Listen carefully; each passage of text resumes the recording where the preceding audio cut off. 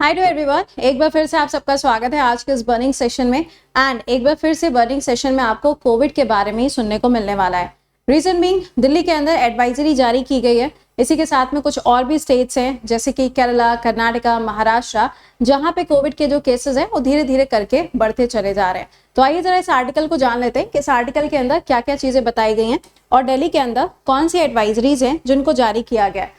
आप यहाँ पे न्यूज देख पा रहे होंगे, Delhi locks 23 fresh covid cases, ask hospital to keep bed oxygen ready in advisory. तो पहले तो थोड़ा सा हम इसका बैकग्राउंड जो है वो जान लेते हैं, उसके बाद में इसको पूरा समझेंगे कि आर्टिकल में क्या लिखा हुआ है और इस सेशन को अपने दोस्तों तक भी पहुंचा दें सो दैट यहाँ पे उनको भी पता रहे। क्योंकि देखो, कल है यूपीएससी का एग्जाम, बहुत ज्यादा रश होने वाला है, लेकिन रश के साथ साथ में भाई अपनी जो सुरक्षा है वो भी तो जरूरी है ना। तो प्रॉपर मास्क एंड सैनिटाइजर, इन दोनों का इस्तेमाल जरूर से करना स्टार्ट कर दें। देखिए, आप सबको ध्यान होगा कि जब हम कोरोना बोलते हैं तो कोरोना की जो शुरुआत है 2019 में सबसे पहले वुहान, चाइना के अंदर आपको ये देखने को मिलता है। उसके बाद में आपने देखा कि जो कोरोना होता है, कोरोना में आप देखोगे तो स्पाइक्स होते हैं कुछ इस तरीके से, है ना। ये जो स्पाइक्स होते हैं, इन स्पाइक्स पे क्या होता है, इसके ऊपर आपको प्रोटीन देखने को मिलेगा और यही जो प्रोटीन है, जब इसमें म्यूटेशन का प्रोसेस होता है, तो म्यूटेशन होने के बाद में यही जो प्रोटीन है ये अपना जो फीचर है वो क्या करती है, चेंज कर लेती है। इसी वजह से जब ये किसी ह्यूमन बॉडी के अंदर एंट्री करता है तो इसको डिटेक्ट कर पाना थोड़ा सा मुश्किल हो जाता है। और यही जब अपने प्रोटीन के स्पाइक्स को चेंज करता है तो इसी से क्या होता है, अलग अलग वेरिएंट्स जो हैं वो आपको देखने को मिलते हैं। तो ये तो हो गई कोविड की बात। लेकिन अभी प्रेजेंट टाइम पे क्या चल रहा है, अगर हम प्रेजेंट टाइम की बात करें तो बात हो रही है ओमिक्रॉन वायरस के बारे में या फिर ओमिक्रॉन वेरिएंट के बारे में सबसे ज्यादा सुर्खियां चल रही हैं।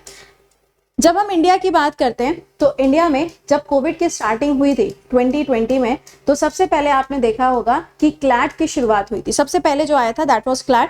उसके बाद में आपने देखा डेल्टा आया था, ओमिक्रॉन आया था। ये अलग अलग फिर आपको जो वेरिएंट्स हैं वो देखने को मिलने लगे।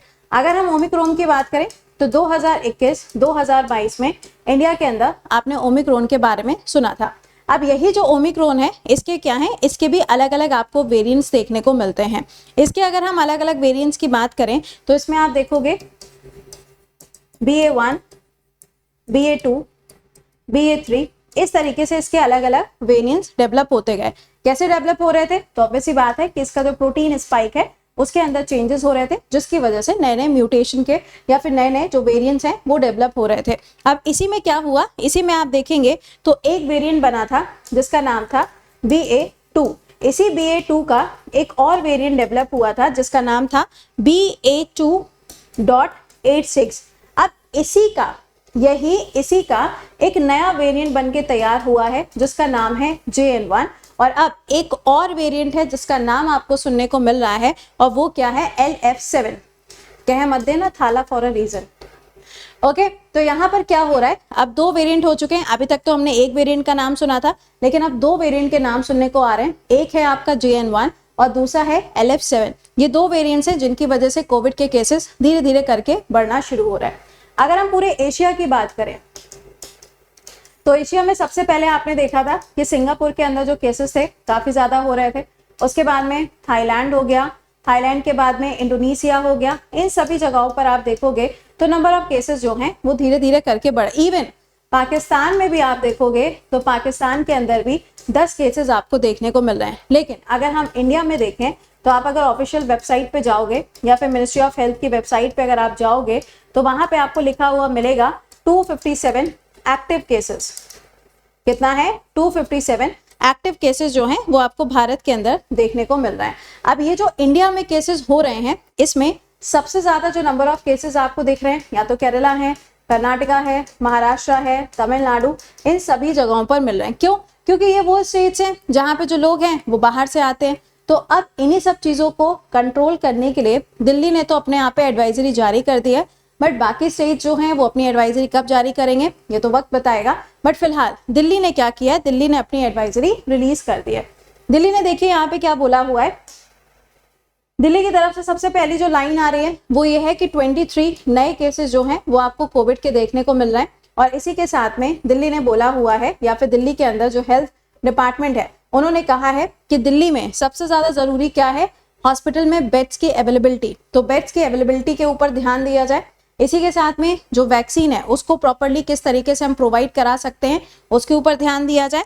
और यहाँ पे ऑक्सीजन सबसे ज्यादा इंपॉर्टेंट, ऑक्सीजन सिलेंडर्स की अवेलेबिलिटी होनी चाहिए। तो दिल्ली ने तो अपने यहाँ पे एडवाइजरी रिलीज कर दी क्योंकि 23 यहाँ पे नए केसेस आपको देखने को मिल रहे हैं। यहाँ पे आप देख पा रहे होगे, the hospital must ensure preparedness in term of the availability of the bed, oxygen, antibiotic, other drugs and vaccine, इतनी चीजें यहाँ पे अवेलेबल होनी चाहिए।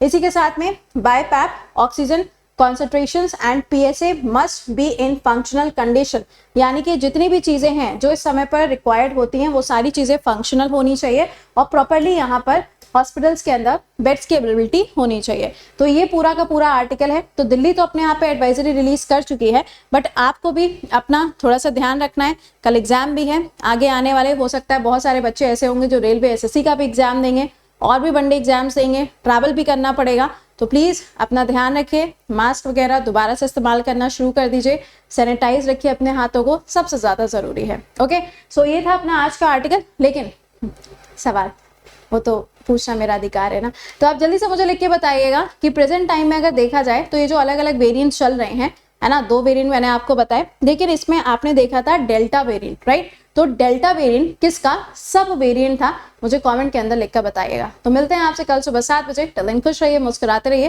Keep learning, keep revising, bye bye and take care to all.